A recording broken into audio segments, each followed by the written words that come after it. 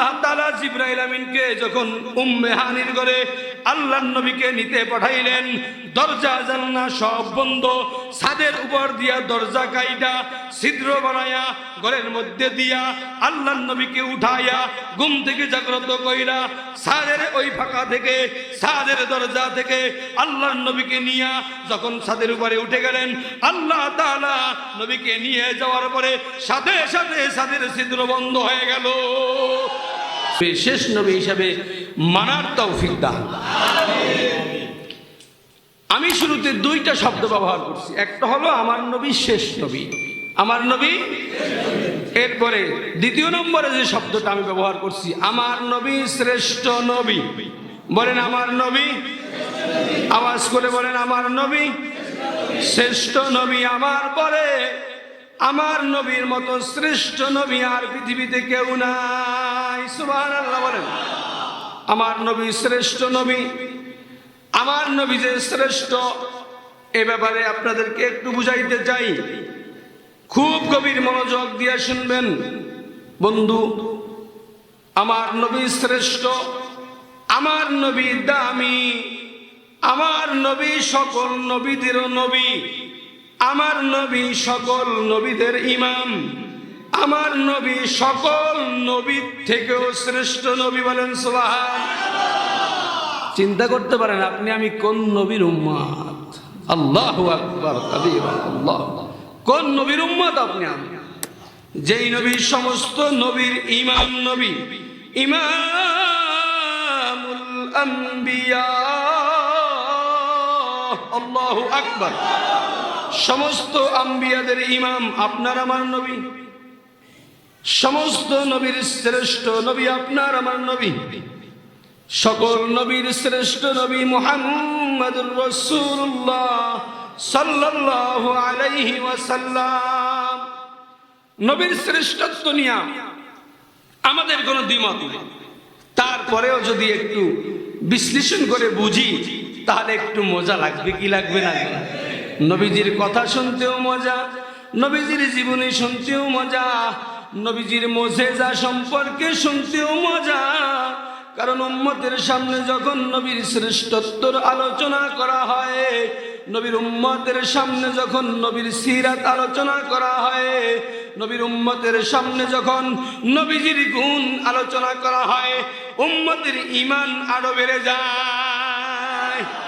এজন্য আপনার আমার নবী শ্রেষ্ঠ নবী, আপনার আমার নবী সমস্ত নবীদের নবী। এমনই একজন দামি নবীর উম্মত হইছি আমরা, আলহামদুলিল্লাহ। জোরে বলেন। অন্য নবীরা আমার নবীর উম্মত হওয়ার জন্য কাঁদছে, সুবহানাল্লাহ। কোন দামি নবীর উম্মত হইছি। আমাদের নসিব কত খুশনসিব যে চাওয়া ছাড়া মুসলমানের ঘরে আইছে। আমাদের নবী কত, আমাদের তকদীর কত খুশ, আমাদের নসিব কত খুশ নসিব যে চাওয়া ছাড়া শেষ জামানায় আল্লাহ আমাকে আপনাকে পাঠাইছে। সুবহানাল্লাহ। শ্রেষ্ঠ নবীর উম্মত হিসেবে পাঠাইছে। কিন্তু কপাল পোড়া মুসলমান, এই শ্রেষ্ঠ নবীর শ্রেষ্ঠত্বের মান আমরা উম্মতরা রাখতে পারি না। ঠিক না বেঠিক? জোরে বলে। যে পায়া কদর বুঝে না ওটা কপাল পোড়া, কথা ঠিক না? জোরে বলে। কপাল পোড়া এটা। আপনার আমার নবী সরকারে দো আলম মুহাম্মদুর রাসূলুল্লাহ সাল্লাল্লাহু আলাইহি সাল্লাম শ্রেষ্ঠ, শ্রেষ্ঠ নবী হবে, এটা নবীকে দুনিয়ায় পাঠানোর আগেই আল্লাহ তাআলা এর নিদর্শন আল্লাহ তাআলা শুরু করে দিয়েছে। জোরে কোন সুবহানাল্লাহ। হযরত মুসা আলাইহিস সালাতু ওয়াস সালাম কাঁদছে না কাঁদে নাই? জোরে কোন। শেষ পর্যন্ত যে তিনি ক্ষমা পাইলেন, যার ওসিলায় দোয়া করে তিনি কে? জোরে আওয়াজ করে বলেন, জোরে আওয়াজ করে বলেন, মুহাম্মাদুর সাল্লাল্লাহু আলাইহি। চিন্তা করতে পারেন, আল্লাহর কাছ থেকে ক্ষমা পাইলেন, যেই নবীর ওসিলায় দোয়া করে তিনি আপনার আমার নবী মুহাম্মদুর রাসূলুল্লাহ সাল্লাল্লাহু আলাইহি ওয়াসাল্লাম। বুঝেন নবীর শ্রেষ্ঠত্ব, বুঝেন কত দামি নবীর উম্মত আমরা হচ্ছি। অথচ আমাদের কাছে আমাদের আচরণে মনে হয় যেন নবীজির কোনো দাম আমাদের কাছে না। আমাদের আচরণটা এমন হয়েছে যে নবীজির শ্রেষ্ঠত্বের যে প্রমাণ আমরা নাস্তিকদের কাছে পেশ করুম, এমন কোন আচরণ আমাদের দিলের ভিতর থেকে আসে না। যার কারণে সময় সময় বাংলার অথবা পৃথিবীর বুকে জায়গায় জায়গায় নাস্তিকরা আপনার আমার নবীকে গালি দেয়, ঠিক না বেঠিক করে। আর আপনার আমার মাধ্যমে যদি নবীর শ্রেষ্ঠত্ব প্রমাণ হইতো, আশিক রাসূলের মূল ধন যদি আপনার আমার কলেজার মধ্যে থাকতো, আল্লাহ জাত সিফাতের কসম পৃথিবীতে কোন নাস্তিক নবীর বিরুদ্ধে আচরণ করতে দুঃসাহস পাইতো না। পায় আপনার আমার কারণে, ঠিক না বেঠিক জোরে কর। আপনার আমার কারণেই আস্তিক নাস্তিকরা নবীর বিরুদ্ধে কথা বলতে সাহস পায়। শুধু আস্তিক নাস্তিক তা না, বিগত এই 16-17 বছর আপনারা দেখছেন ক্ষমতাধরদের মধ্যেও অনেকে মাঝে মাঝে একটু লাড়াচাড়া দিয়ে ওরছে, ওরে নাই কথা কয় না, যে ক্ষমতার দাপটেও অনেক সময় নবীরে শ্রেষ্ঠ নবী মানতে তাদের একটু একটু একটু একটু দ্বিধাবোধ হয়েছে, হয় না? মুসলমান বুঝবেন আপনার আমার আখলাক আর চরিত্রের মধ্যে নবীর শ্রেষ্ঠত্ব ফুটে উঠবে আপনার আমার চরিত্র। এই জন্য নবীজির মুহাব্বত, নবীজির সুন্নাহ আমাদের মধ্যে যত বেশি পরিমাণ থাকবে, কাফের মুশরিক বেঈমানেরা তত বেশি আমাদের থেকে দূরে থাকবে। আর নবীর বিপক্ষে, ইসলামের বিরুদ্ধে, আল্লাহর বিরুদ্ধে, কোরআনের বিরুদ্ধে কথা বলার মতো দুঃসাহস তারা কোনোদিন পাবে না। কিন্তু আমরা দুর্বল থাকার কারণে মাঝে মাঝে ওরা খোঁচা দিয়ে দেখে যে আমাকে ইমান কেমন আছে আর নাই।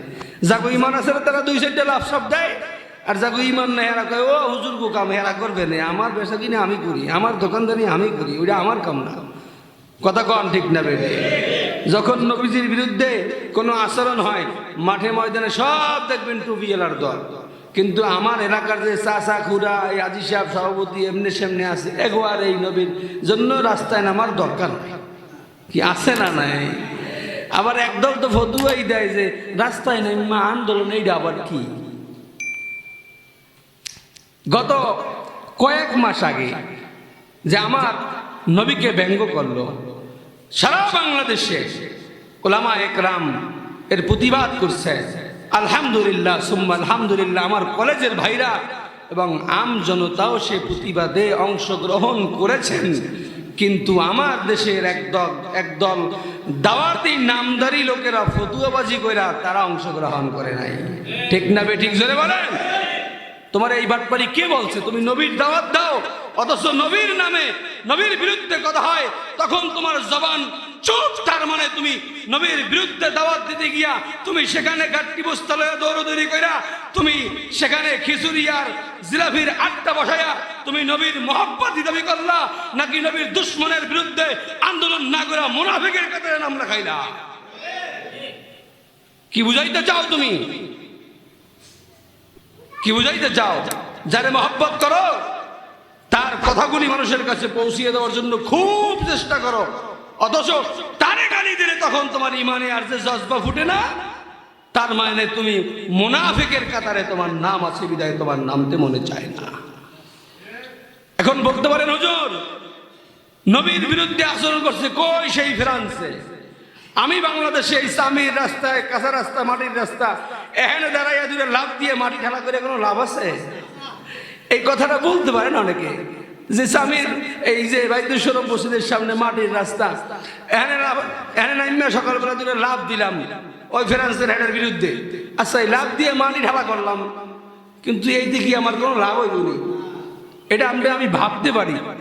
কিন্তু এই যে এইখানে বৈশা যে আপনি নবীর মহব্বতে একটা লাভ দিছেন, আর একটা স্লোগান দিছেন, একটা তাকবীর দিছেন, একটা আওয়াজ করছেন, হয়তোবা ময়দানে মাশারে এই একটা তাকবীর, একটা লাভ, একটা হুঙ্কারি আল্লাহর নবীর শাফাআত পাওয়ার জন্য যথেষ্ট হয়ে যাইতে পারে। কি পারে না? মহব্বত আপনার তো সেখানে গিয়ে প্রতিবাদ করার মতো শক্তি নাই, আছেন না? আপনি এখানে দাঁড়ায় যে দুইটা লাভ দিলেন, এখানে দাঁড়ায় প্রতিবাদ স্বরূপ যে দুইটা আপনি স্লোগান দিলেন, হয়তোবা এই মহব্বতী স্লোগানটা আপনার ময়দানে মাহশরে নাজাতের জরিয়া হবে, নাজাতের ওসিলা হবে। আল্লাহ নবীর শাফাতে কবরার দিবসে আল্লাহ নবী শাফাত করবেন, হয়তোবা এই ওসিলায় আপনি শাফাত পেয়ে যাবেন। এজন্য এটাকে আপনি বেহুদা মনে করবেন না, বেহুদা মনে করবেন না। আপনি মনে করতে পারেন আমারটা কি কে দেখে, অথচ এইটা ভিডিও ফুটেজ ময়দানে মাহশরে পেশ করা হবে, পেশ করা হবে ভিডিও ফুটেজ। মুহতারাম হাজিরিন, তো এই জন্য আপনার আমার নবী শ্রেষ্ঠ নবী, আপনার আমার নবী শ্রেষ্ঠ নবী। এই শ্রেষ্ঠ নবীর শ্রেষ্ঠত্ব আল্লাহ নিজে প্রকাশ করছেন, কিন্তু আমরা করতে চাই না, কৃপণতা করি এখানে। ভাইরা আমার, তাহলে আমরা করতে চাই না কেন? কারণ হলো আমাদের মধ্যে নবীজির প্রেম নাই। কি নাই? জোরে বলেন, কি নাই? নবীজির মহব্বত নাই। নবীজির মহব্বত যদি আমাদের হৃদয়ে থাকতো, তাহলে কোন সুন্নাত আমাদের মাঝ থেকে কোন সুন্নাত ছুটতে পারতো না। নবীর প্রতি যখন আঘাত আসতো, আমরা ঘরে বসে থাকতে পারতাম না। নবী চলে গেছে, কিয়ামত পর্যন্ত নবী আসবে না, কিন্তু নবীর দায়িত্ব পালন করা আমাদের কর্তব্য কিনা বলেন? তাহলে চুপ করে বসে থাকলে এই কর্তব্য আদায় হবে?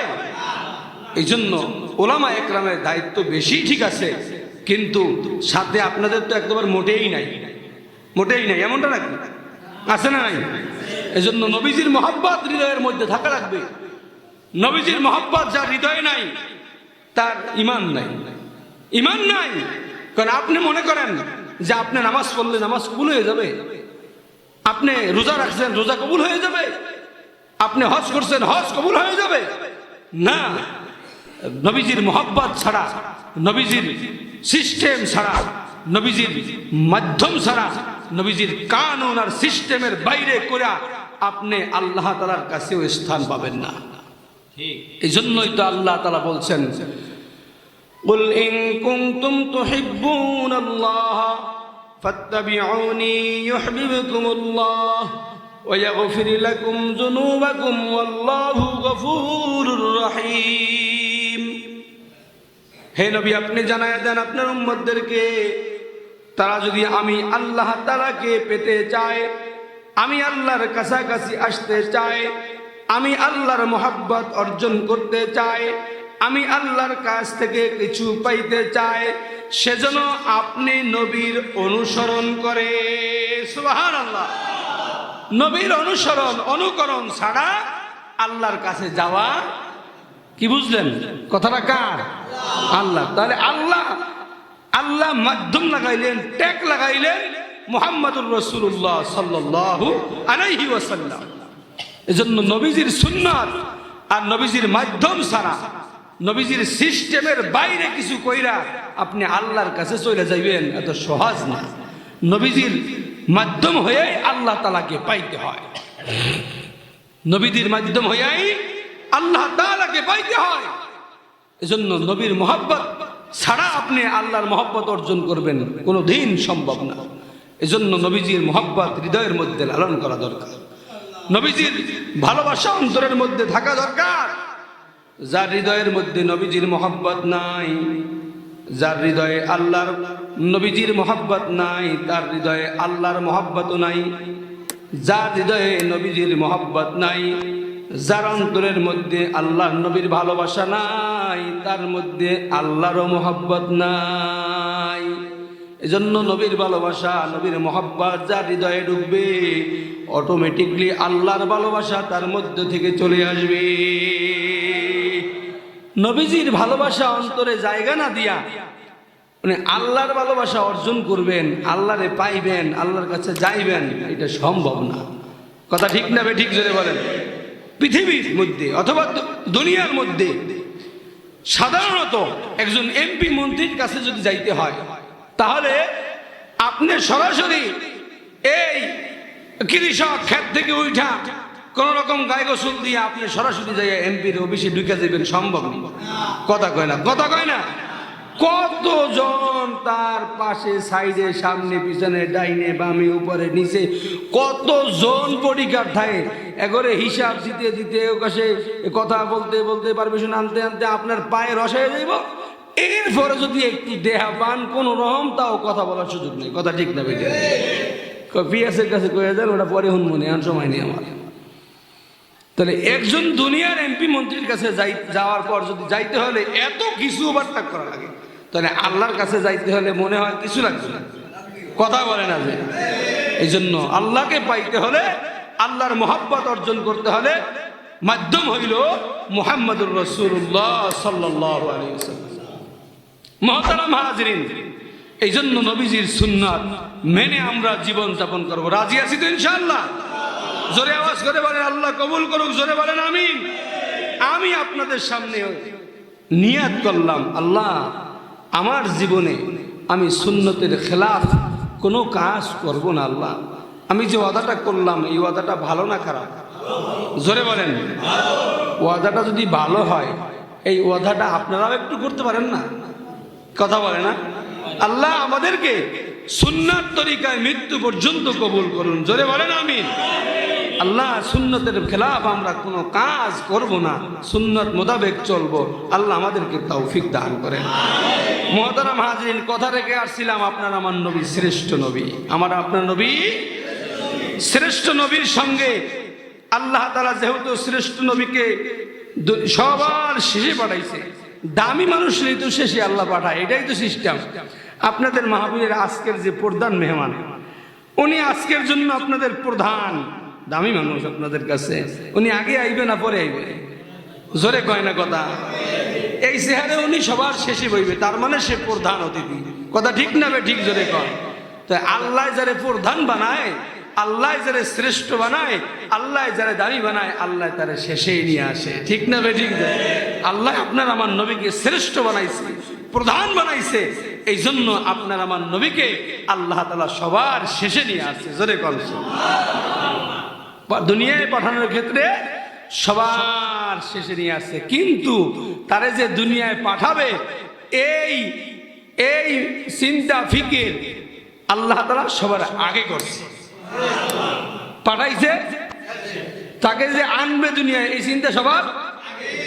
উদাহরণস্বরূপ, আপনারা যখন মাহফিলের আয়োজন করছেন, তো বলুন তো, আগে কি মাগরিবের পরে যে হুজুর ওয়াজ করবে এর চিন্তা ভাবনা আগে করছেন না প্রধান কারে রাখবো এই চিন্তা আগে করছেন? কথা কয় না? সিস্টেম তো এটাই যে আসলে 2 দিন ব্যাপী মাহফিল, তাহলে শেষের দিনের প্রধান কারে রাখা যায়? প্রথম দিনের প্রধান কাকে রাখা যায়? এই প্রধানকে নিয়ে আগে চিন্তা ফিকির, প্রধানকে আগে মাথার মধ্যে আইনা দাওয়াত দিয়া এরপরে পরবর্তী গুলারে আস্তে আস্তে সেট করা হয়েছে। ঠিক না বে ঠিক? জোরে কর। আপনার আমার নবী জনাবে মুহাম্মদুর রাসূলুল্লাহ সাল্লাল্লাহু আলাইহি ওয়াসাল্লাম শ্রেষ্ঠ প্রধান, তাকে শেষে পাঠাইবে ঠিকই, কিন্তু তাকে যে আনবেন পাঠাবেন এই পরিকল্পনা সবার আগে আল্লাহ তাআলা করেছেন। সুবহানাল্লাহ। এজন্য দামি মানুষের চিন্তা ভাবনা আগে হয়, কিন্তু পাঠায় শেষে। কথা ঠিক না? ঠিক তেমনি ভাবে আপনার আমার নবীকে সবার শেষে পাঠাইলেন, সবার শেষে পাঠাইলেন শ্রেষ্ঠ নবী। এই জন্য এখন শ্রেষ্ঠত্ব প্রমাণের জন্য আল্লাহ তাআলা আপনার আমার নবীকে তার কাছে ডাকলেন বন্ধুর সাথে একটু গোপন আলাপ করতে। আমার বয়ানের মূল বিষয়টায় চলে আসছি। আমি 9:30টার মধ্যে বয়ান শেষ করব। 1 ঘন্টার বেশি বয়ান করা আমার মেজাজের বাইরে, তবিয়াতের বাইরে। এই জন্য 1 ঘন্টার পরে আমি আলোচনা করি না। আমার আলোচনা একটা প্যাকেজ আলোচনা, যেটা নিয়ে শুরু করি, প্যাকেজের উপরে অল্প সময়ের মধ্যে শেষ। লম্বা আলোচনা করার অভ্যাস তো আমি না। এজন্য আমার আলোচনার মূল পয়েন্ট যেটা, আমি সেখানে চলে আসছি। গভীর মনোযোগ দিয়ে শুনবেন। আমার আপনার নবী শ্রেষ্ঠ নবী মুহাম্মদুর রাসূলুল্লাহ সাল্লাল্লাহু আলাইহি ওয়াসাল্লাম শ্রেষ্ঠ। তার হাবিব, আল্লাহর হাবিব মুহাম্মদুর রাসূলুল্লাহ সাল্লাল্লাহু আলাইহি ওয়াসাল্লামকে দুনিয়ায় পাঠানোর পরে আল্লাহ তাআলা বন্ধুর সঙ্গে একটু গোপন আলাপ করতে ইচ্ছা পোষণ করলেন। জোরে কন্যা সুবহানাল্লাহ। এই গোপন আলাপটা আল্লাহর নবীকে আল্লাহ তাআলা তার কাছে নিয়ে করবেন। বলুন তো, বন্ধুর সাথে যদি বন্ধুর মহব্বত থাকে, শুধু ফোনে কথা হয়, আরে বন্ধু কেমন আছো, কি অবস্থায় আছো, কই আছো, খুব কথাবার্তা হয়, কিন্তু যখন কথা বলতে বলতে বন্ধুর সাথে গভীর মহব্বত, গভীর প্রেম তৈরি হয়, তখন মন চায় বন্ধুর সঙ্গে সরাসরি একটু সাক্ষাৎ হোক। ঠিক না বেঠিক? জোরে বলেন। ঠিক তেমনি ভাবে আপনার আমার নবী মুহাম্মদুর রাসূলুল্লাহ সাল্লাল্লাহু আলাইহি ওয়াসাল্লাম, আপনার আমার নবী মুহাম্মদ আল্লাহ তাআলার বন্ধু হাবিবুল্লাহ,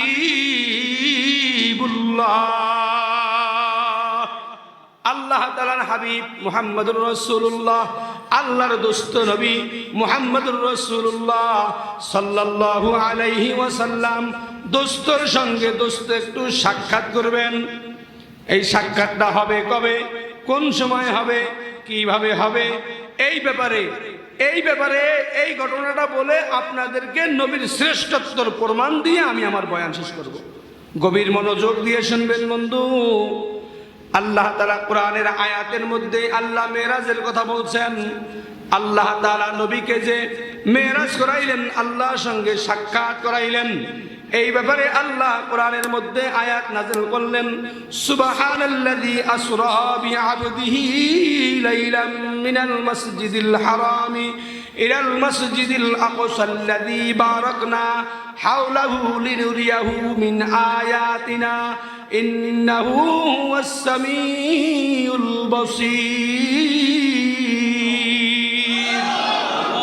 আল্লাহ তাআলা নবীকে সাক্ষাতের জন্য নিলেন যে রজব মাসের 26 তারিখ দিনগত রাত্রে 27 রজনীতে আল্লাহ নবী সরকারে দো আলম হাবিবে কিবরিয়া মুহাম্মদুর রাসূলুল্লাহ চাচাতো বোন উম্মে হানির ঘরে আল্লাহ নবী ঘুমায় আছেন। জোরে কোন আলহামদুলিল্লাহ। ওই সময় আল্লাহ তাআলা জিবরাইল আমিনকে উম্মে হানির ঘরে পাঠাইলেন। নবী আলাইহিস সালাতু ওয়াস সালাম ঘুমাইতেছেন, নবীর ঘুম আসে না। কতক্ষণ পর পর নবীর ঘুম ভেঙে যায়, ঘুম আসে আবার ঘুম ভেঙে যায়, ঘুম আসে আবার ঘুম ভেঙে যায়। নবীজির জন্য কেমন কেমন লাগে। হঠাৎ করে গভীর রজনীতে আল্লাহর নবী সরকারে দো আলম হাবিবে কিবরিয়া জনাবে মুহাম্মদুর রাসূলুল্লাহ সাল্লাল্লাহু আলাইহি ওয়াসাল্লাম পুরাপুরি ঘুমেও না, পুরাপুরিও সজাগ না, কিছুটা ঘুম কিছুটা সজাগ, তার মানে মধ্যম অবস্থায়। এমন তো অবস্থায় আল্লাহ তাআলা হযরত জিবরাইল আমিনকে উম্মে হানির ঘরে পাঠাইলেন।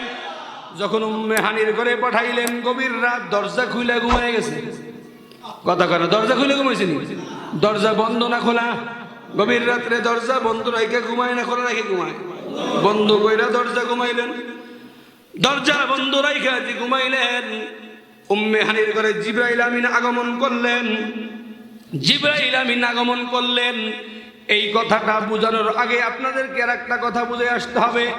আল্লাহ তাআলা কোরআনের এই আয়াতের শুরুতে আল্লাহ কেন বললেন সুবহানাল্লাযী আসরা? আয়াতের শুরুতে আল্লাহ সুবহান শব্দ কেন ব্যবহার করলেন? এই কথাটা বুঝলে আমার সামনের কথাটা বুঝে আসবে। আল্লাহ তাআলা সুবহান শব্দ ব্যবহার কইরা আল্লাহ তাআলার পবিত্রতার কথা বললেন, আল্লাহ তাআলার শ্রেষ্ঠত্বর কথা বললেন। আল্লাহ তাআলা সুবহান শব্দ ব্যবহার করে আল্লাহ বুঝাইতে চাইলেন আল্লাহ সমস্ত অক্ষমতা থেকে পবিত্র। সুবহান। সমস্ত অক্ষমতা থেকে, জোরে বলেন, জোরে বলেন। সুবহান শব্দ ব্যবহার করে আল্লাহ বুঝাইলেন আল্লাহ সকল অক্ষমতা থেকে পবিত্র। আল্লাহ সব আল্লাহর কাছে সক্ষম। অক্ষম বলতে আল্লাহর কাছে কিছু নাই। এই শব্দটার অর্থ বুঝতে পারছেন? আল্লাহ সমস্ত অক্ষমতা থেকে পবিত্র। অক্ষমতা বলতে আল্লাহর কিছু নাই, আল্লাহর কাছে সব কিছু সক্ষম।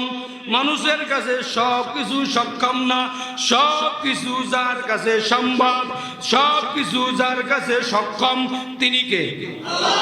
আওয়াজ করে জোরে বলেন কে? আরে মুমিনের কণ্ঠে জোরে কোন কে? সব কিছুর ব্যাপারে যিনি সক্ষম তিনি আমার রব আল্লাহ। এই জন্যই আল্লাহ তাআলা কোরআনের শুরুতে সুবহান শব্দ আল্লাহ ব্যবহার করেছেন। আল্লাহ তাআলা জিবরাইল আমিনকে যখন উম্মে হানির ঘরে আল্লাহর নবীকে নিতে পাঠাইলেন, দরজা জানলা সব বন্ধ, ছাদের উপর দিয়া দরজা কাইটা ছিদ্র বানায়া ঘরের মধ্যে দিয়া আল্লাহর নবীকে উঠাইয়া ঘুম থেকে জাগ্রত কইরা ছাদের ওই ফাঁকা থেকে, ছাদের দরজা থেকে আল্লাহর নবীকে নিয়া যখন ছাদের উপরে উঠে গেলেন, আল্লাহ তাআলা নবীকে নিয়ে যাওয়ার পরে সাথে সাথে ছাদের ছিদ্র বন্ধ হয়ে গেল। সুবহানাল্লাযী আসরা। আল্লাহ সব কিছু সম্ভব কি সম্ভব না? এখন প্রশ্ন জাগতে পারে এটাও কি সম্ভব? এই জন্যই আল্লাহ সুবহান শব্দ ব্যবহার করছে। আল্লাহ সব ব্যাপারে সক্ষম। সুবহান শব্দ কেন আসছে বুঝছেননি?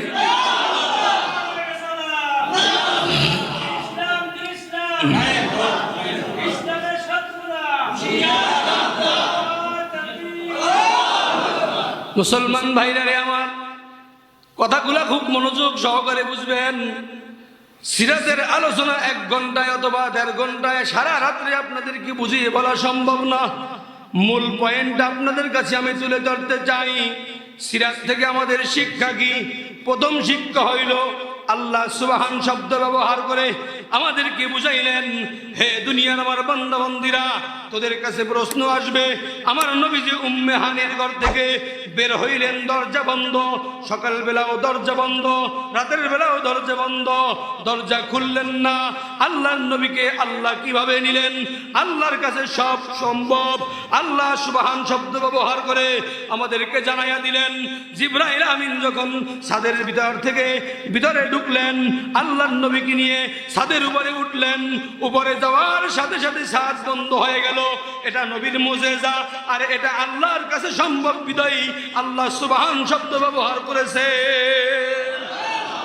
আল্লাহ তাআলা আল্লাহর নবীকে জিবরাইল আমিনের মাধ্যমে যে নিলেন, আল্লাহর নবীকে বের করে নিয়ে গেলেন। তারপরে হারামের মধ্যে আল্লাহর নবীকে ঢুকাইলেন। আয়াতের মধ্যে আছে সুবহানাল্লাযী আসরা বিআবদিহি লাইলাম মিনাল মাসজিদিল হারাম। সংক্ষিপ্ত কথা হইল আল্লাহর নবীকে হারামের মধ্যে নিলেন, হারামের মধ্যে আল্লাহর নবীর ছিনা চাক করা হলো, আল্লাহর নবীকে পবিত্র পানি দিয়ে ধোয়াইলেন।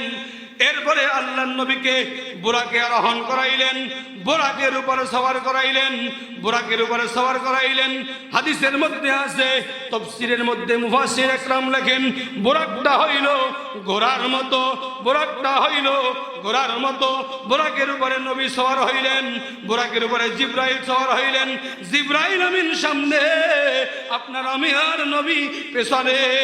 আপনাদের কাছে প্রশ্ন আসতে পারে, নবী পেছনে জিবরাইল সামনে, এটা কি নবীর সঙ্গে বেয়াদবি না? কি প্রশ্ন আসতে পারে কি পারে না? জবাবটা হইল, মুফাসসির একরাম বলেন, আপনার দেশের প্রধানমন্ত্রী যদি কোনো গাড়ির মধ্যে সওয়ার হয়, গাড়ির ড্রাইভার তার জায়গায় তার সিটে বসে ড্রাইভিং করবে, আর পেছনের সিটে প্রধানমন্ত্রী বসবে, এতে কি প্রধানমন্ত্রীর মানহানি হবে নি? কারণ ড্রাইভারের জায়গায় ড্রাইভার বসবে, আর পেছেনদারের জায়গায় পেছেনদার বসবে। ওই দিনের জন্য ড্রাইভার জিবরাইল আমিন, ওই দিনের জন্য পেছেনদার মুহাম্মদুর রাসূলুল্লাহ। জোরে বলেন সাল্লাল্লাহু আলাইহি ওয়াসাল্লাম। এই জন্য ড্রাইভারের জায়গায় নবী বসলে নবীর মান কমতে পারত, কিন্তু নবী যেহেতু ওই দিনের জন্য যাত্রী, এই জন্য নবীর মান কমে নাই। মুহতারাম হাজিরিন, খুব মনোযোগ সহকারে বুঝবেন। আল্লাহ তাআলা এইবার বুরাকটারে উপরের দিকে উঠান শুরু করলেন। প্রশ্ন আসতে পারে, হুজুর বুরাকটা যেহেতু ঘোড়ার মতো, এই বুরাকটা উপরের দিকে উঠবে কেমনে? বুরাকটা উপরের দিকে উঠবে কেমনে? ইঞ্জিন নাই, পাখা নাই, পাঙ্খা নাই, ট্রলারের পাঙ্খাও লাগানো নাই, হাতের মধ্যে পাখাও নাই, প্লেনের মতো ইঞ্জিনও নাই, যেহেতু ঘোড়ার মতো, এইটা উঠবে কেমনে? এই প্রশ্নের জবাব আল্লাহ তাআলা সুবহান শব্দ ব্যবহার করে আল্লাহ আগেই দিয়া দিছে। কারণ আল্লাহ তাআলা সব পারে, পারে না এমন কিছু নাই। আল্লাহ পবিত্র, আল্লাহ অক্ষমতা থেকে পবিত্র। এই জন্যই আল্লাহ আয়াতের শুরুতে সুবহান শব্দ ব্যবহার করে আপনাকে আমাকে জানায় দেয়, এই যে পাখা ছাড়া, ইঞ্জিন ছাড়া, পাঙ্খা ছাড়া এই ঘোড়ার মতো বুরাকটা আল্লাহ উঠাইতে সক্ষম। কথা ঠিক না ঠিক জোরে বলেন সুবহানাল্লাযী আসরা বিআবদিহি লাইলাম মিনাল মাসজিদিল হারাম, মসজিদে হারাম থেকে নিয়ে গেলেন ইলাল মাসজিদিল আকসাল্লাযী বারাকনা, জোরে কোন আল্লাহু আকবার। মসজিদে হারাম থেকে আল্লাহ তাআলা মসজিদুল আকসায় নবীকে নিয়ে গেলেন। সমস্ত এইখানে সূক্ষ্ম একটা কথা হইল, সমস্ত নবীরা আলমে বরসাকে শুয়ে আছে, সমস্ত নবীরা কবরে শুয়ে আছে। অল্প কয়েক সেকেন্ডের জন্য সমস্ত নবীদেরকে কবর থেকে আল্লাহ উঠাইলেন, বিইজনিল্লাহ বললেন, নবীদেরকে বললেন হে পয়গম্বরেরা আমি আল্লাহ কয়েক সেকেন্ডের জন্য কবর জগৎ থেকে উঠাইয়া তোমাদেরকে আমি আল্লাহ তোমাদেরকে মসজিদুল আকসায় তোমাদেরকে পাঠাইলাম। ইমামুল আম্বিয়া কেন বলা হয়? ইমামুল আম্বিয়া এই জন্যই বলা হয়, ওই যে বাইতুল মাকদাসে আল্লাহ তাআলা আল্লাহর নবীকে নিয়ে ইমামতি করাইয়া সমস্ত নবীদেরকে বানাইলেন মুক্তাদি, সমস্ত নবীদের ইমাম সরকারে দো জাহা হাবিবে কিবরিয়া মুহাম্মাদুর রাসূলুল্লাহ। এই জন্য বলা হয় ইমামুল আম্বিয়া। ঠিক না বেঠিক জোরে বলেন, আরে আওয়াজ করে বলেন ঠিক না বেঠিক। 2 রাকাত নামাজ পড়াইলেন, নামাজ পড়ানোর পরে মসজিদুল আকসায় দাঁড়ায়া এখন বড় বড় পয়গম্বর যারা আছে সবাই ভাষণ দিতেছে, সবাই বক্তব্য দিতেছে। সবার বক্তব্যের মধ্যে একটা পয়েন্ট তুলে ধরা হয়, সে পয়েন্টটা হলো শেষ নবী আখিরি নবী মুহাম্মাদুর রাসূলুল্লাহ সাল্লাল্লাহু আলাইহি ওয়াসাল্লাম শ্রেষ্ঠ নবী। সকল দামি দামি পরিশুদ্ধ পয়গম্বররা এখানে দাঁড়ায় ভাষণ দিলেন। সবার ভাষণের মূল অংশ ছিল মুহাম্মদ শ্রেষ্ঠ। কি শ্রেষ্ঠত্বর প্রমাণ পাইতেছেন নি আপনারা? আপনার আমার নবী শ্রেষ্ঠ। সমস্ত নবীদেরকে হাজির করাইয়া আপনার আমার নবীকে ইমাম বানাইয়া সমস্ত নবীদের ইমাম বানাইলেন। জিবরাইল আমিন ডাক দিয়া কয় হে রাসূলুল্লাহ আপনাকে শ্রেষ্ঠ বানানোর জন্য, সমস্ত নবীদের ইমাম বানানোর জন্য আল্লাহ তাআলা অল্প সময়ের জন্য আপনাকে এখানে পাঠাইছে। বিদায় নিয়ে চললেন, হে নবী এখানে আর বসা যাবে না, এখানে আর বসা যাবে না, আপনার সময় শেষ, রাত্রির মধ্যে আবার ফিরে আপনার বিছানায় যাইতে হবে। আল্লাহর নবী সরকারে দো জাহা হাবিবে কিবরিয়া মুহাম্মাদুর রাসূলুল্লাহ সাল্লাল্লাহু আলাইহি ওয়াসাল্লামকে সেইখান থেকে বিদায় নিয়ে প্রথম আসমানে গেলেন, দ্বিতীয় আসমানে গেলেন, তৃতীয় আসমানে গেলেন, চতুর্থ আসমানে গেলেন, পঞ্চম আসমানে গেলেন, ষষ্ঠ আসমানে গেলেন, সপ্তম আসমানে গেলেন। এইখানে অনেক লম্বা চওড়া ইতিহাস আমার বলার সময় নাই, আমি আপনাদেরকে মূল মাকসাদটা পর্যন্ত নিয়ে ছেড়ে দিব। আপনার আমার নবী এই আসমানগুলি অতিক্রম করে যখন লৌহে মাহফুজে আল্লাহ তাআলার কাছে ঢুকবেন, আল্লাহ তাআলার কাছে ঢুকবেন, জিবরাইলকে আল্লাহ ডাক দিয়া কয় এখানে বন্ধুর আলোচনা হবে, এখানে আমাদের আলোচনা হবে, মাঝখান দিয়া তোমাকে রাখা যাবে না, গেট আউট, তুমি এইখানে দাঁড়ায় যাও। পরবর্তী এক কদম বন্ধু ছাড়া তুমি আর দিতে পারবা না। বন্ধুর সঙ্গে বন্ধুর আলাপ হবে, গোপন আলাপ হবে, মহব্বতের আলাপ হবে, বন্ধুর সঙ্গে বন্ধুর দিদার হবে, এর মাঝখানে তুমি থাকতে পারবে না।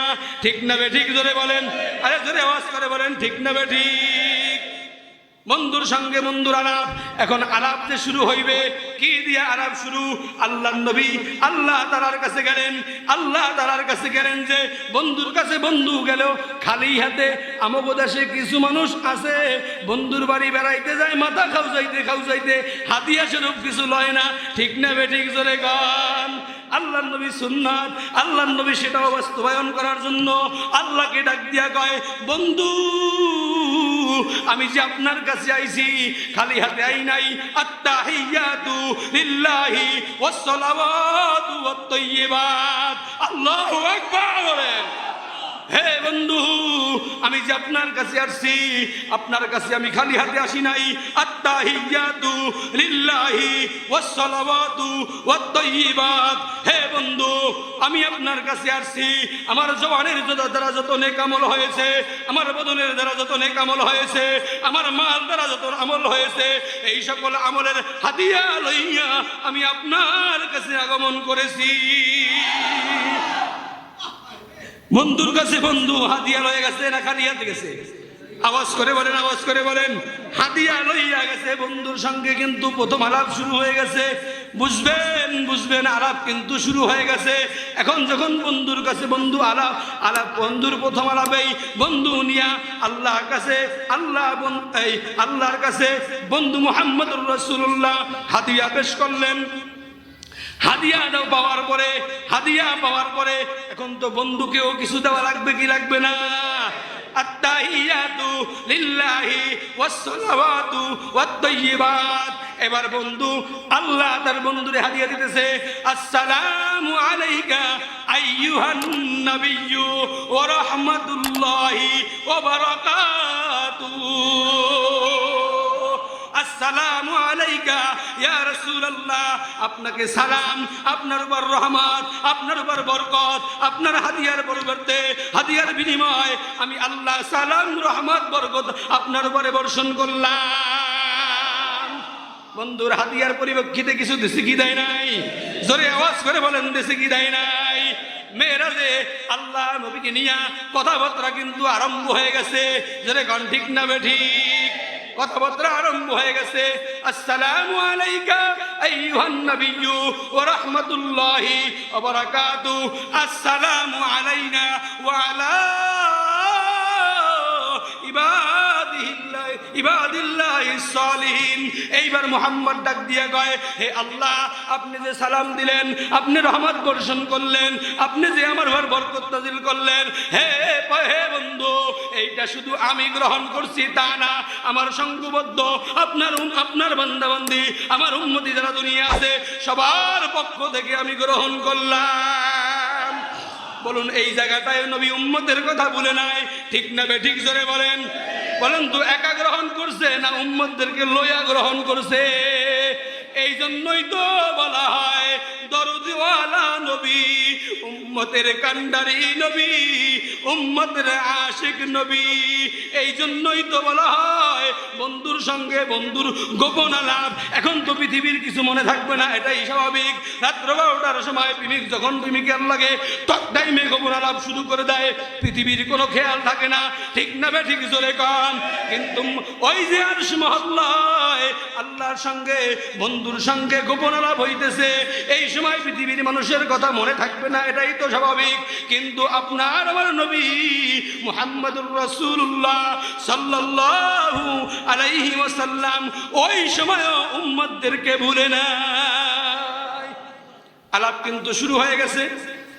এই যে দুই বন্ধুর যে আলাপ চলতেছে, এই দুই বন্ধুর আলাপটা ফেরেশতারা শুইনা পড়তেছে, আশহাদু আল্লা ইলাহা ইল্লাল্লাহু ওয়া আশহাদু আন্না মুহাম্মাদান আবদুহু ওয়া রাসূলুহু।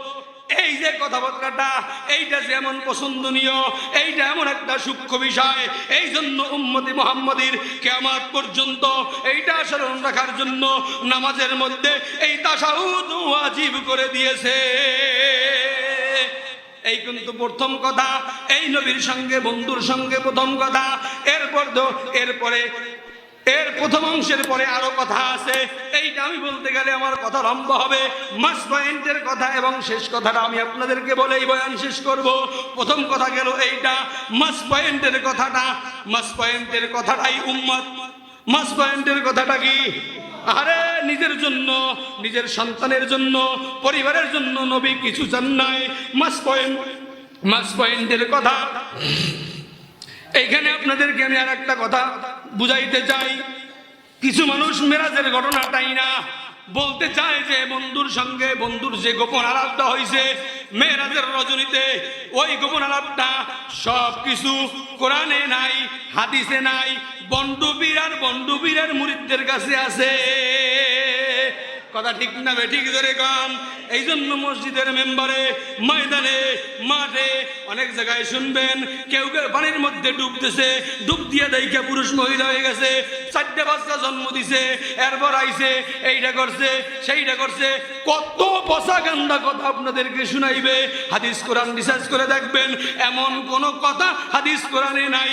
এখন এইটা বানায়া ওরা বলে যে মেরাজের সব গোপন কথাগুলা নবী প্রকাশ করে নাই, যেহেতু বন্ধুর সাথে গোপন কথা বলবে, এই জন্য গোপনটা যদি কোরআনে রাইখা যায়, গোপনটা যদি হাদিসে রাইখা যায় তো সবাই যাই না যাবে। এই জন্য মেরাজের ইতিহাস সব কোরআনে নাই, হাদিসে নাই, এইটা শুধু বন্ডবীর আর তাদের মুরিদদের কাছে আছে। আমি বলি ভাই রে, যেটা কোরআনে নাই, যেটা হাদিসে নাই, ওইটা শয়তানের আবিষ্কার। জোরে কান ঠিক না বেঠিক? মুহতারাম হাজিরিন, মধ্যের কথাটা আপনাদেরকে বলতে চাই। মধ্যের কথাটা হইল আল্লাহর নবী সরকারে দো আলম হাবিবে কিবরিয়া মুহাম্মদুর রাসূলুল্লাহ মধ্যে যে কথাটা বলতেছেন, আল্লাহর নবীকে খুশি করার জন্য আল্লাহ তাআলা বললেন, হে নবী, আমি আপনার সব উম্মতদেরকে মাফ করে দিলাম। আল্লাহ নবী বলেন, কুল্লু উম্মতি ইয়াদখুলুনাল জান্নাহ, আমার সমস্ত নবীরা জান্নাতে, আমার সমস্ত উম্মতরা জান্নাতে যাবে। কুল্লু উম্মতি ইয়াদখুলুনাল জান্নাহ, নবীও কয় আমার সমস্ত উম্মতরা জান্নাতে যাবে, আল্লাহও কয় আপনার সমস্ত উম্মতরা জান্নাতে যাবে। সুসংবাদ, সুসংবাদ। তবে এখানে একটু কথা আছে, আনন্দে আপ্লুত হয়ে লাফালাফি করার কোনো সুযোগ নাই। এখানে আছে ইল্লা মান আবা। সাহাবীরা প্রশ্ন করে, ক্বালা মান ইয়া রাসূলুল্লাহ, ইল্লা মান আবা এটা আবার কি? আপনি তো বললেন আপনার সমস্ত উম্মতরা জান্নাতে যাবে, ইল্লা মান আবা দিয়ে আপনি আবার কি বুঝাইতে চান? আল্লাহর নবী বলে, হ্যাঁ কিন্তু আছে, কিন্তু আছে, কিন্তু আছে, যারা মানে না তারা যাবে না। সাহাবীরা প্রশ্ন করে, মানে না এটা আবার কারা? আল্লাহর নবী কয়, যারা আমারে মানে তারা জান্নাতে যাবে, যারা আমাকে মানে না তারা জান্নাতে যাবে না। যারা আমার অনুসরণ করে তারা জান্নাতে যাবে, যারা আমার অনুসরণ করে না তারা জান্নাতে যাবে না। এইখানে আরেকটা সূক্ষ্ম বিষয় হইল, আল্লাহ তাআলা বন্ধুকে ডাক দিয়া বলে, বন্ধুরে আপনাকে আমি দুইটা জিনিস দিব, তবে আপনি দুইটা জিনিস নিতে পারবেন না। এই দুইটা থেকে আপনার যে কোনো একটা গ্রহণ করা লাগবে। জোরে আওয়াজ করে বলেন আল্লাহু আকবার। কয়টা জিনিস দিবে? দুইটা জিনিস দিবে, কিন্তু দুটোটা আপনি নিতে পারবেন না, যে কোনো একটা আপনার গ্রহণ করা লাগবে। কি সেই দুইটা জিনিস? আল্লাহ তাআলা ডাক দিয়া কয়, আমি আপনার অর্ধেক উম্মতদেরকে জান্নাতে দিব, অর্ধেক উম্মতদেরকে জাহান্নামে দিব, এইটা আপনি নেন। আল্লাহ নবী কয় দ্বিতীয়টা কি? আল্লাহ নবী কয় দ্বিতীয়টা কি? আল্লাহ কয় আমি আপনার কিছু উম্মতদেরকে জান্নাতে দিব, যারা মুমিন, যারা আপনার ভক্ত, যারা আপনার খাঁটি উম্মত। আর গুনাহগারদেরকে জাহান্নামে দিলে সেটাকে সুপারিশ কইরা জান্নাতে নেওয়ার জন্য পারমিশন আপনাকে দিব। নবীর উত্তরটা পরে বলি, নবীর উত্তরটা, নবীর নেওয়াটা পরে বলবো। আপনাদের জবান থেকে শুনতে চাই, আল্লাহ দিবে কয়টা? জোরে বলেন কয়টা? এর মধ্যে একটা হইল অর্ধেক উম্মতকে জান্নাত দিব আর অর্ধেক উম্মতকে জাহান্নামে দিব। দুই নম্বর কথা হইল জান্নাতীরা জান্নাত পাবে আর গুনাহগাররা জাহান্নামে গেলে আপনার সুপারিশ তাদের জন্য মঞ্জুর করব। নবী বলেন তো আপনি কোনটা নেবেন? তবে দুটোটা নিতে পারবেন না। আপনাদের কাছে প্রশ্ন, নবী কোনটা বলছে সেটা পরে বলবো, আপনারা বলুন তো, আপনারা কোনটা নেবেন? এক নম্বরটা না দুই নম্বরটা? জোরে বলেন না কেন? দুই নম্বরটা। আপনারা যেমন দুই নম্বরটা বলেছেন, সরকারে দো আলম উম্মতের কান্ডারি নবী চিন্তা করলেন, আমার অর্ধেক উম্মত যদি জান্নাতে চলে যায় আর অর্ধেক যদি জাহান্নামে যায়, ওদেরকে তো আর কোনোদিন বের করা হবে না।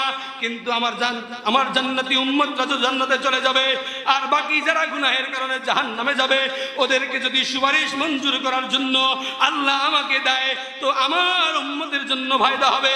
এই জন্য আল্লাহ আমি প্রথমটা নিব না, আমি আমার উম্মতের জন্য দ্বিতীয়টা গ্রহণ করলাম। আল্লাহু আকবার জোরে কান। আরে আওয়াজ করে মুমিনের কণ্ঠে জোরে বলেন আল্লাহু আকবার। কোনটা নিলেন? কোনটা? দুই নম্বরটা। এই জন্য বুঝতে হবে বন্ধু, আল্লাহ নবী সুপারিশ করবেন, আল্লাহ মঞ্জুর করবেন। এরপরে হাদিসের শেষ অংশে আরো আছে, এখানেই লাভ দেওয়ার কোনো সুযোগ নাই। মঞ্জুর যে করবেন এইখানেও ইল্লা আছে। কাদের জন্য দোয়া করবেন, কাদের জন্য সুপারিশ করবেন? যারা জান্নাতে যাবে তো যাবে, যারা গুনাহ কইরা জাহান্নামে যাবে তাদের জন্য যে নবী সুপারিশ করবেন এখানেও কিন্তু আছে। কিন্তুটা হইল সবার জন্য নবী সুপারিশদার হবেন না। কাদের জন্য সুপারিশদার হবেন না? তারা কারা? তারা হইল যারা মুশরিক, যারা আল্লাহকে বাদ দিয়া অন্যের পূজা করে, আল্লাহরে বাদ দিয়া অন্যের সিজদা করে, যারা মাজারে সিজদা করে, মাজারে মান্নত করে, নবীর ইস্তারা বিশুদ্ধ করে বসাইয়া দেয়, নবীর জায়গায় আল্লাহর জায়গায় কাউরে মানে, আল্লাহর জায়গায় কাউরে সিজদা করে, আল্লাহর জায়গায় কাউরে মানে, যারা শিরক করে, এই মুশরিকদের ব্যাপারে নবীর তওবা, নবীর সুপারিশ কবুল হবে না। এই হলো নবীর সঙ্গে, দোস্তদের সঙ্গে, আল্লাহর সঙ্গে মাঝখানের আলাপ। কথা বুঝাইতে পারছি কি পারি নাই? এখন এরপরের আরো বহু আলাপ আছে, এটা আমি বলার মাকসাদ না। সর্বশেষ আলাপটা হইল, বন্ধু আমি আপনাকে শেষ সময়, বিদায়ের সময়ে আমি আপনাকে একটা বস্তু দিতে চাই। সেটা হলো আপনার সঙ্গে যে আমার সরাসরি সাক্ষাৎ হয়েছে একবার। জোরে বলেন কয়বার? আওয়াজ করে বলেন কয়বার? আপনার সঙ্গে আমার সরাসরি সাক্ষাৎ হয়েছে একবার। আমি আপনার উম্মতের জন্য দাঁড়াইয়া আমার সঙ্গে 50 বার সাক্ষাৎ আমি আল্লাহর পক্ষ থেকে উম্মতের জন্য দিয়া দিলাম। আপনারা তো জোরে বলছেন সুবহানাল্লাহ। নবীজির মনটা একটু খারাপ হয়ে গেছে। আরে আমি একবার আসছি আল্লাহর নবীর সাক্ষাতে, আমি একবার আসছি বন্ধুর সাক্ষাতে, কিন্তু আমার উম্মতরা দাঁড়াইয়া 50 বার আল্লাহর সাথে সাক্ষাৎ করবে, আল্লাহর সঙ্গে মেরাজ করবে। কেমনে কেমনে কেমনে কথা বলবে? আল্লাহর সঙ্গে মেরাজটা যে হবে এর একটা প্রমাণ আপনাদেরকে দেই। লা সালাতা ইল্লা বিল ফাতিহাতিল কিতাব। সূরা ফাতিহা ছাড়া নামাজ হয় না। কথা ঠিক না বেঠিক? জোরে বলেন। 4 রাকাত ওয়ালা নামাজের শেষের 2 রাকাতে অন্য সূরা না মিলান লাগলেও ফাতিহা পড়া লাগে কি লাগে না? সূরা ফাতিহাটা হইল আল্লাহর সঙ্গে বান্দার সঙ্গে কত বা কত। এইটার জন্যই তো বান্দারা আল্লাহর সঙ্গে মিরাজ করে নামাজের মাধ্যমে। জোরে কোন সুবহানাল্লাহ। আল্লাহর বন্ধুকে ডাক দিয়া কয়, বন্ধু আপনি আমার সঙ্গে সাক্ষাৎ করছেন একবার, আমি আপনার কাছে পাঠিয়ে দিলাম। আপনার উম্মতরা দাঁড়ায়া আমার সঙ্গে প্রতিদিন 50 বার সাক্ষাৎ করবে। আলহামদুলিল্লাহি রাব্বিল আলামিন আর রহমানির রহিম। আল্লাহর প্রশংসা দিয়ে শুরু করবে। আর রহমানির রহিম মালিকি ইয়াউমিদ্দিন ইয়াকা না'বুদু ওয়া ইয়াকা নাস্তাঈন ইহদিনাস সিরাতাল মুস্তাকিম সিরাতাল লাযিনা আন'আমতা আলাইহিম গায়রিল মাগদুবি আলাইহিম ওয়ালাদ-দাল্লিন।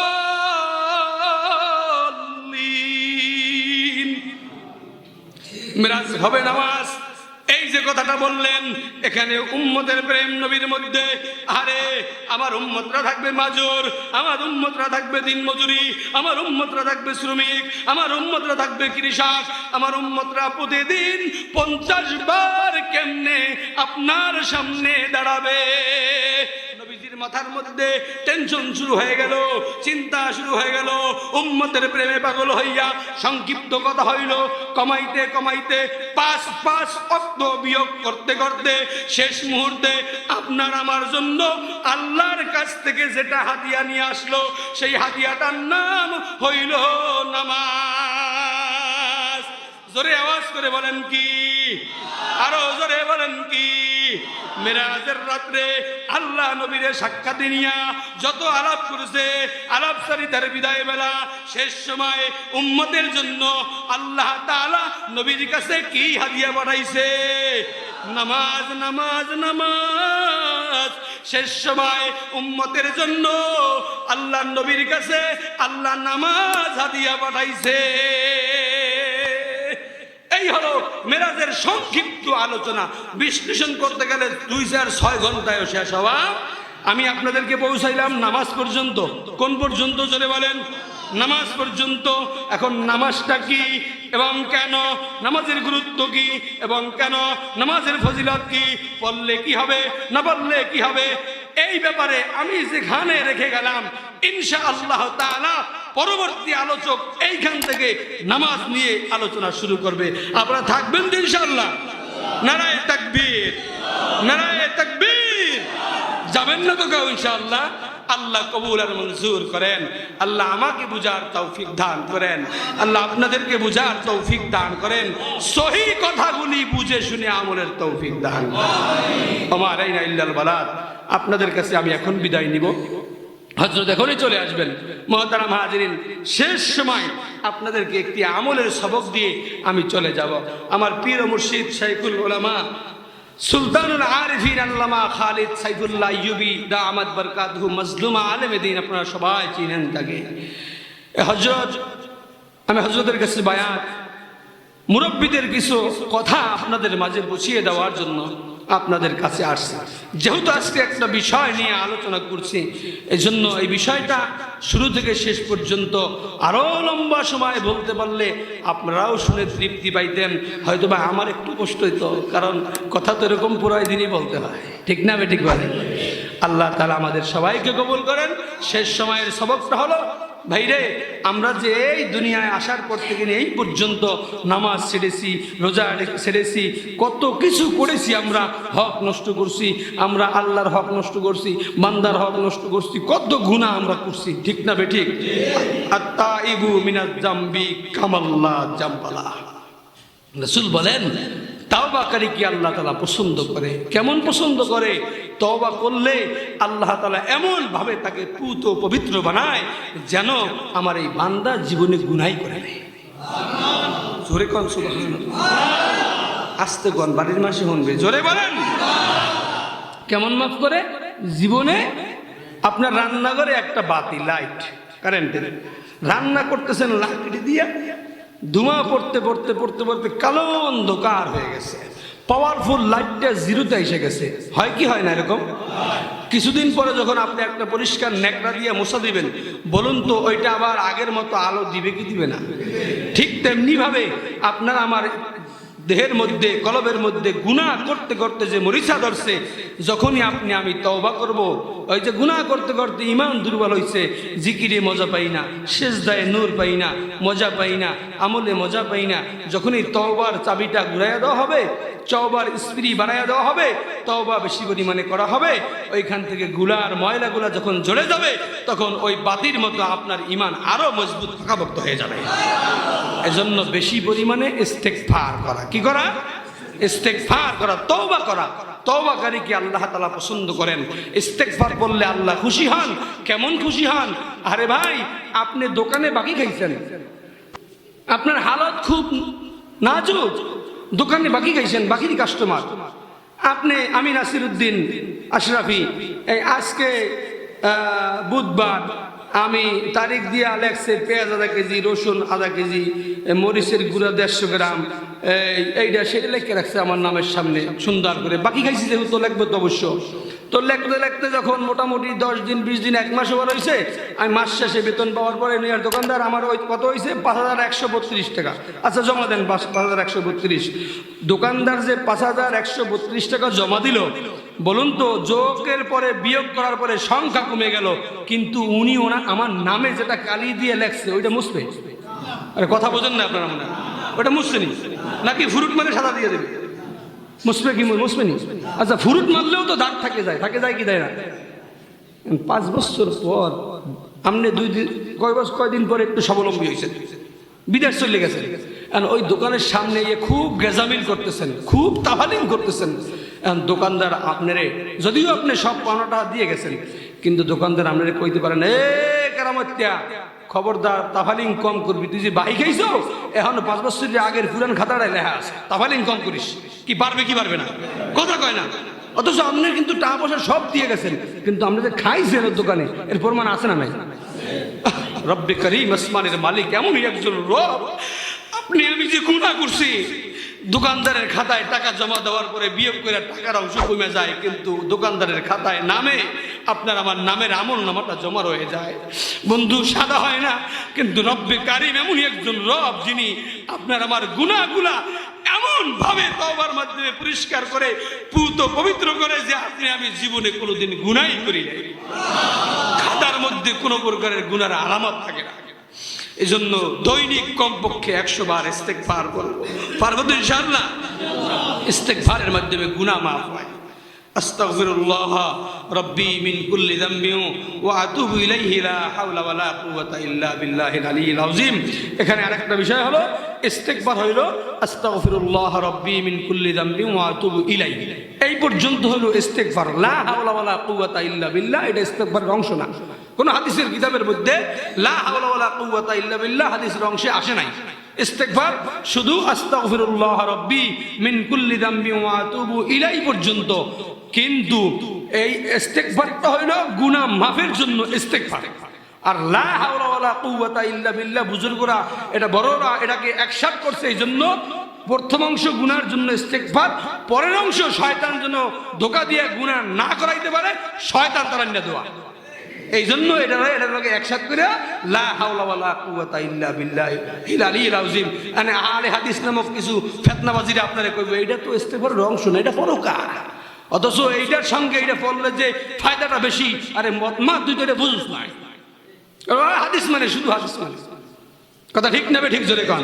এই জন্য পুরাটা পড়বেন। যদি আপনার সময় কম হয় অন্তত আস্তাগফিরুল্লাহ আস্তাগফিরুল্লাহ আস্তাগফিরুল্লাহ কি বাবা 100 বার পড়া যাবে না ইনশাআল্লাহ? বড়রা তো বড় বড় বাণী প্রচার করে, তাদের অনেক বাণী মানুষ লেগে রাখে। আমরা তো ছোট মানুষ, ছোট্ট কথার মাধ্যমে কথা শেষ। সেটা হলো বাইরে আপনার আমার জামা পোশাক অপরিচ্ছন্ন হইলে জামা পরিষ্কারের জন্য অথবা কাপড় পরিষ্কার করার জন্য, ময়লাযুক্ত কাপড় পরিষ্কার করার জন্য সাবান যেমন জরুরি, গুনাহযুক্ত কলব পরিষ্কার করার জন্য ইস্তেগফার তার থেকে বেশি জরুরি। আল্লাহ তাআলা আমাদেরকে ইস্তেগফারের আমল বেশি বেশি করার তৌফিক দান করেন, আমাকেও আমল করার তৌফিক দান করেন। সুম্মা আমিন। ওয়া আখিরি দাওয়ানা আলহামদুলিল্লাহি রাব্বিল আলামিন। আসসালামু আলাইকুম ওয়া রাহমাতুল্লাহি ওয়া বারাকাতুহু।